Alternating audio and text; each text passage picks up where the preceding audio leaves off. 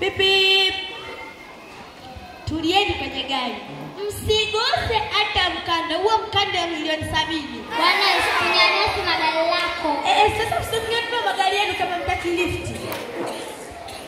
Usitupangie maisha. Tawapangia sasa. Pipi.